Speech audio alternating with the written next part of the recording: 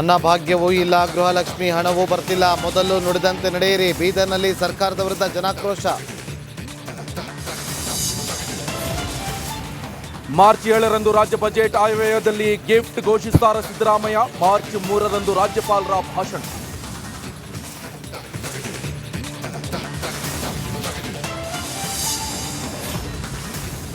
ನ್ಯಾಯಕ್ಕಾಗಿ ಕಾರ್ಖಾನೆ ಚಿಮಣಿ ಏರಿದ ಕಾರ್ಮಿಕ. ಪಾಂಡವಪುರ ಶುಗರ್ ಫ್ಯಾಕ್ಟರಿಯಲ್ಲಿ ಹೈಡ್ರಾಮಾ. ಕಾರ್ಮಿಕನನ್ನ ಕೆಳಗಿಳಿಸಲು ಹರ ಸಾಹಸ.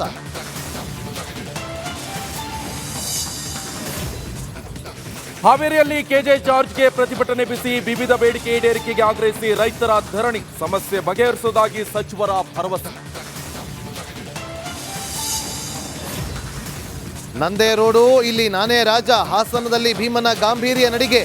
ಒಂಟಿ ಸಲಗಕ್ಕೆ ಅರಣ್ಯ ಇಲಾಖೆ ಎಸ್ಕಾರ್ಟ್.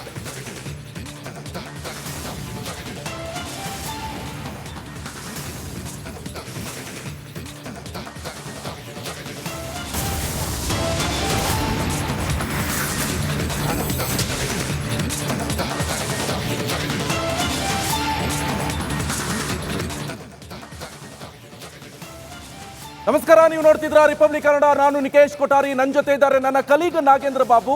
ರಾಜ್ಯದಲ್ಲಿ ಕೂಡ ಸಾಕಷ್ಟು ಬದಲಾವಣೆ ಆಗ್ತಾ ಇರುವಂತದ್ದು, ಜೊತೆಗೆ ಆಡಳಿತ ವ್ಯವಸ್ಥೆಯವ್ರದವ್ರು ಮತ್ತೊಂದು ಮಗದೊಂದು. ಆದ್ರೆ ಸಿಎಂ ಸಿದ್ದರಾಮಯ್ಯನವರನ್ನ ಬದಲಾವಣೆ ಮಾಡ್ಬೇಕಂತ ಸ್ವತಃ ಕಾಂಗ್ರೆಸ್ ಪಕ್ಷದಲ್ಲೇ ದೊಡ್ಡ ಮಟ್ಟದ ಒಂದು ಕಿರಿಕಾಗ್ತಾ ಇರುವಂತದ್ದು. ಜೊತೆಗೆ ಸಿಎಂ ಸಿದ್ದರಾಮಯ್ಯನವರು ಇದೇ ವಿಚಾರಕ್ಕೆ ಸಂಬಂಧಪಟ್ಟಂತೆ ಒಂದು ಅಭಿಪ್ರಾಯವನ್ನ ರಿಯಾಕ್ಟ್ ಮಾಡಿದ್ದಾರೆ. ಅವ್ರು ಹೇಳ್ತಾ ಇರುವಂತದ್ದು, ಕಾಂಗ್ರೆಸ್ನ ನಾಯಕರು ಅಂದ್ರೆ ಹೈಕಮಾಂಡ್ ತೀರ್ಮಾನ ಮಾಡ್ತಾರೆ ಎನ್ನುವಂತ ಇಂಗಿತವನ್ನ ವ್ಯಕ್ತಪಡಿಸಿದ್ದಾರೆ. ಕಾಂಗ್ರೆಸ್ನಲ್ಲಿ ನಿಲ್ಲದ ಸಿಎಂ ಕುರ್ಚಿ ಕಿತ್ತಾಟ. ನಾಯಕತ್ವ ಬದಲಾವಣೆ ಬಗ್ಗೆ ಸಿಎಂ ಹೇಳಿದ್ದೇನು, ಹೈಕಮಾಂಡ್ ನಿರ್ಧಾರವೇ ಅಂತಿಮ ಅಂತ ಸಿಎಂ ಸಿದ್ದರಾಮಯ್ಯನವರು ಹೇಳ್ತಾ ಇದ್ದಾರೆ.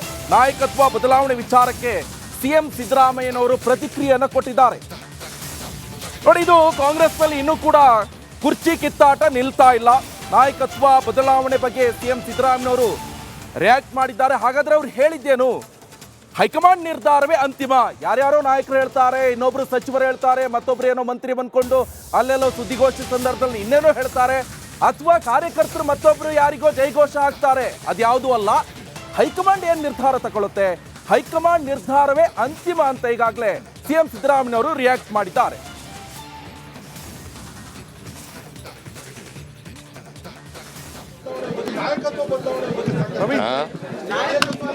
ಹೈಕಮಾಂಡ್